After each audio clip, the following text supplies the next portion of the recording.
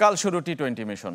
ওয়ানডের দুঃস্মৃতি ভুলতে চাইবে টিম বাংলাদেশ। তবে টি-20তেও লঙ্কানদের চেয়ে পিছিয়ে থেকে নামার সরল স্বীকারোক্তি অধিনায়ক লিটন দাসের। নিজের অফ ফর্ম থেকে মুক্তির জন্য চেষ্টা করে যাচ্ছেন বলেও জানিয়েছেন।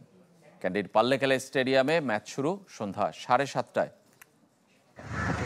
চায়ের কাপে সমাজ বদলের ঝর্ণা তুলে আগে গোছান নিজেকে।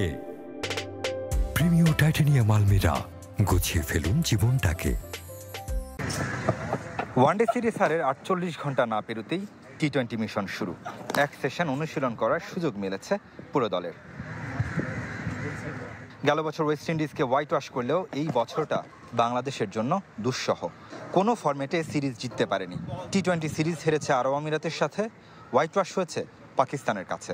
ঘরের মাঠে সবশেষ শ্রীলঙ্কার কাছেও সিরিজ হেরেছে টাইগাররা। হেড টু হেডে প্রায় দ্বিগুণ এগিয়ে স্বাগতিকরা। 17 ম্যাচে বাংলাদেশের হার 11টিতে। তবে লঙ্কান দুর্গে অবশ্য 5 ম্যাচে 3 জয়, যার 2টি আবার নিদাহাস ট্রফিতে, যেখান থেকে শুরু দুদেশের ক্রিকেট বৈরিতার। পাল্লেকেলেতে হয়েছিল একটাই ম্যাচ। এক যুগ আগের সে লড়াইয়েও আছে পরাজয়ের গ্লানি। ইজি হবে না, বিকজ তারা তাদের হোম কন্ডিশনের বেটার সাইড।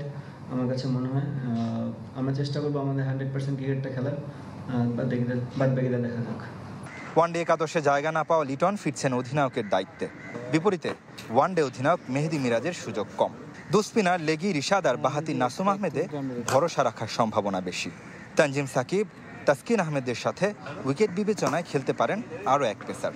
বাংলাদেশ অনেকদিন ধরেই একটা অলরাউন্ডার মিস করতেছিল, যদিও বা আমরা চেষ্টা করতেছি সাকিব সে জায়গায় অলরাউন্ডার হিসেবে প্রুভ করা, এবং he batted really well couple of games. So আমার মনে হয় সাইফুদ্দিনও ওই টাইপের প্লেয়ার। লঙ্কানদের শক্তি বোলিংয়ে, ব্যাটিংয়েও গভীরতা অনেক। তবে তাদের জন্য বিপদ হয়ে এসেছে ভানিন্দু হাসারাঙ্গার হ্যামস্ট্রিং ইনজুরি। ছিটকে গেছেন পুরো সিরিজ থেকেই।